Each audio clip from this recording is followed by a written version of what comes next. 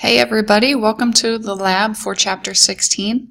And in this lab, we're going to get a little more technical and depart from talking about the fundamentals of this market because I wanted to introduce you guys to the basics of forecasting with econometric techniques. So we're going to be trying to use a simple econometric forecasting model, namely the ARP model, to try to forecast lean hog returns. In order to do that, we're going to have to cover some of the material that's found in appendices 18 and 19, where I give a little bit more detail about econometric-based forecasting. So pretty soon we'll switch in and discuss some of that. Before we start with that, though, I want to just take a look at some actual data and kind of motivate the issues there. So please click the link here to open up the Excel spreadsheet. It's also linked in the Compass assignment. And I'm going to open it up. Now what this file contains are nearby lean hog prices from 2010, beginning of January, through a couple days ago, as of the time of this recording, which is November 14th, 2017. And I've got nearby prices here, and I've also already computed percent returns, and I'd like you to note how that was created. So to show you how I created this percent returns column, I'm going to do something in the Excel spreadsheet, but you can just watch. You don't have to follow along this time. I'm going to scoot this column over, and to create percent returns, all I did was took the first difference of the logged prices. We'll talk about that a little bit more in a little bit, but to compute it, I'm just going to say equals natural log of today's price, close parenthesis, minus natural log of yesterday's price. Okay, and if I fill that down, you can see that these two columns match, and I did that earlier and then pasted the data in there as values so that the formulas wouldn't mess us up a little bit later. So the reason we do that is it turns out that the first difference of logged prices is very similar to a percent change. In fact, for small changes, it's exactly equal to percent changes.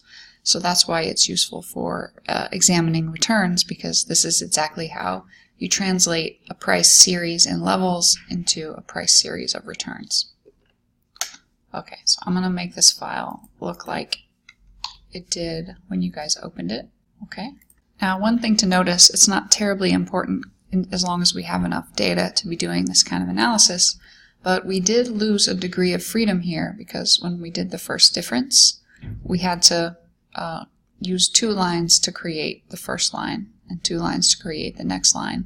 And that ends up meaning that we have one less data point in our analysis. For us, we've got a really long series, so that's really not going to matter. But I want us to just take a look at this data. So first, I'd like you to plot levels. So I'm going to highlight both columns A and B and say insert charts, and I chose the line chart there, and it looks like a typical series of prices. And now I'm going to create a new chart with percent returns. So I'm going to highlight column C, click enter, and also click the line chart. And it doesn't know what x-axis to choose, so we'll tell it that in a second. Let me make the size similar to the other one. Okay. We'll talk about what this looks like in a second, but let's get the date axis on there first. I'm going to select the series by clicking anywhere on it, and then right-click to do Select Data, and highlight this series and click Edit. And now I am going to insert something here in the X value spot. So if I click this, it'll let me go and navigate and put dates on there. Excuse me. I'm holding down Control-Shift and arrowing down highlights the whole column. And for some reason my Y values got axed, so I think it's just not showing up somehow. I think it's there. Yeah, it must be there because the data didn't go away. Alright, and I'm going to make this, it won't affect your graph if you don't do that, but I was trying to plot this empty row here.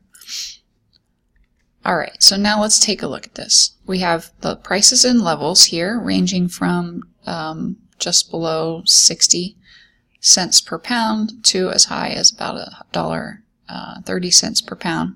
And what we have below it are the day-by-day percent changes. So from here to here, there's a certain percent change associated with that. It's plotted down there. And you can see the percent changes are actually, they look like white noise. They're totally random, hard to predict, and that is true. And for the rest of this exercise, I want you to think about forecasting from the perspective of trying to make trades based on your forecast. So if you are a trader and you're trying to make money in the market, your whole success is going to depend on being able to forecast percent return to some time in the future. Now, the way we've organized this data, it's like we are looking at the end of the day, at the end of trading day today. We know what the return is. We know what yesterday's return was, the day before that's return. Is there any way we can use that information to predict what the percent return from today tomorrow will be? Because that's oftentimes the position of a day trader or a short-term trader, is trying to predict short-term changes in prices to make some money on that.